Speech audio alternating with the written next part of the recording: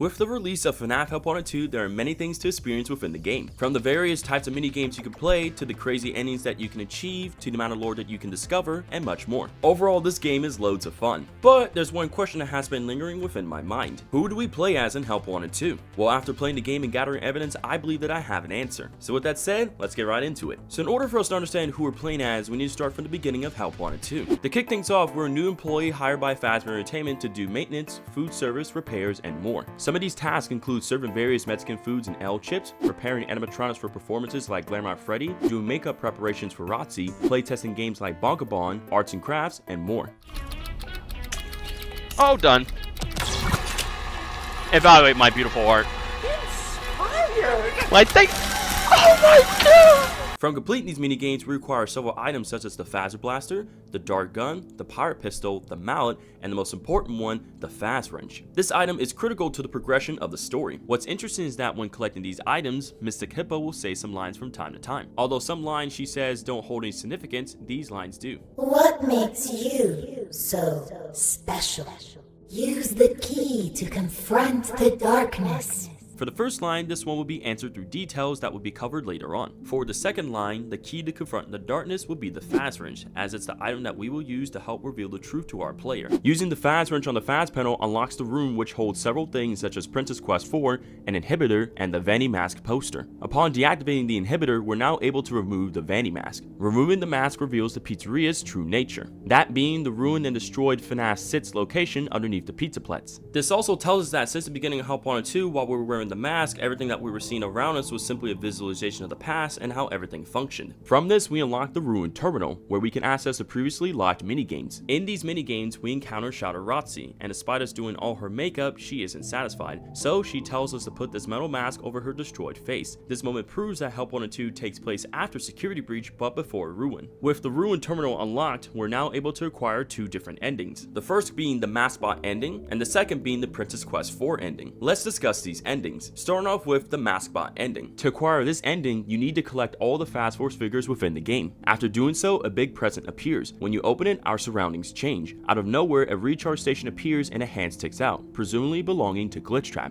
We're then jumped by a group of Nightmare staff bots. It then cuts away, only for us to take the perspective of Maskbot from Ruin, possibly from the result of a digital conscious transfer. We then watch as Cassie takes the Vanny Mask and the story of Ruin progresses from there. We'll dive more into this ending later, but for now, let's talk about the Princess Quest 4 ending. To acquire this ending, you have to follow the same steps as the previous ending. However, you're now also required to find 6 different plushies hidden within the various minigames. Once you find all 6 plushies, you then consult with Mystic Hippo, who then bestows the player with a purple coin. After inserting the coin within the arcade cabinet, you're now able to play Princess Quest 4. Upon completing the arcade section, we stumble into ourselves. By attacking yourself, everything goes white. We wake up and the sudden realization hits us. That being, we're now inside the game. Moving onwards, we continue the game as normal. As we progress, we come across 6 gravestones and a locked door. These gravestones represent Charlie and the 5 missing children. Upon lighting the gravestones flame pots in the correct order of the missing children's deaths, not only does the door unlock, a set of stairs are also revealed. Descending down these stairs, there is a room that contains a chest. When you open the chest, a body mask is revealed along with the revelation that it's familiar to who we play as. Once again, we move onwards and we come across the Old Wise Man, from which we trade our Vanny Mask for the Glitchtrap plushie. Acquiring the plushie then unlocks the elevator. When entering the elevator, we begin to ascend upwards until we appear inside of a claw machine. The first thing we see upon entering this area is Vanny. Afterwards, Moon then shows up and rudely demands for the Glitchtrap plushie. Complying to his demand, we give him the plushie and he starts to air swim towards the prize exit tunnel. Once Moon drops the plushie into the tunnel, Vanny reaches inside and all of a sudden, Glitchtrap manifests into his physical form. He's then crushed by Vanny, and afterwards Vanny waves menacingly as she fades into the darkness. Despite our best efforts, we're now trapped within the confines of Princess Quest 4. These endings, along with the Ruined DLC, gives us details into understanding our character's identity, significance, and motives. Those details are the puppet plushie, the lunch boxes, the Bonnie mask, the Vanny mask, and the Phas Wrench. These items are what led me to the conclusion that we're playing as Cassie's dad, Jeremy, the FNAF 4 bully who wears the Bonnie mask. Let me explain. We know that the Phas Wrench and the Vanny mask are used by trained Fazbear technicians. In the Ruined DLC, when Cassie finds the Phas Wrench, she mentions how it looks like her dad's, meaning that her dad is a technician. A Phas Wrench? It's just like my dad's. And when Cassie acquires a Vanny mask, she compares it to a Bonnie mask. Weird. It's not a Bonnie mask. Look at all the wires and stuff. Not only does this relate to Cassie's dad's favorite animatronic Bonnie, but also to the mask that we find in Princess Quest 4, which connects back into understanding our character's identity. This is further evidenced by the fact that Cassie's dad collects vintage lunchboxes just like the way we collect the Fast Force action figures in Help Wanted 2. Not to mention that in Help Wanted 2, Carney the Bear in Phasma Blast mentions that our character looks like he has kids. Now, you look like you got kids. Win a prize for the little one. Next time, bring the whole family. For Yes. once in a lifetime, unforgettable experience.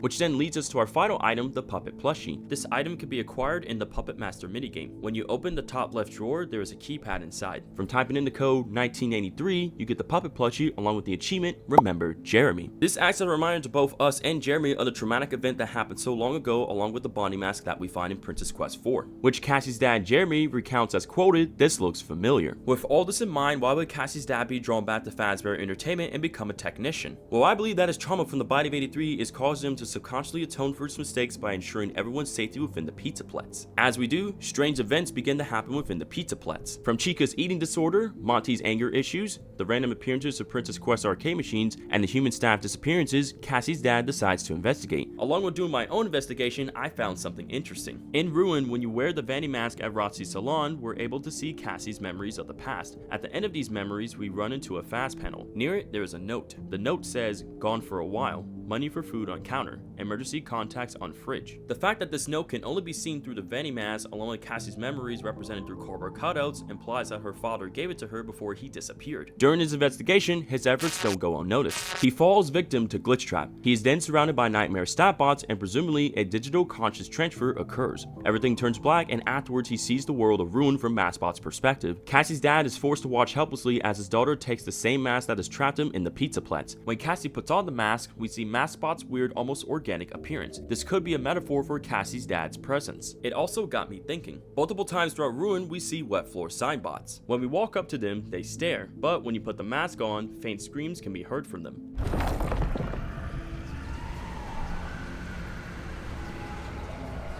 Upon deactivating these bots, they seem to shake violently as if they're possessed.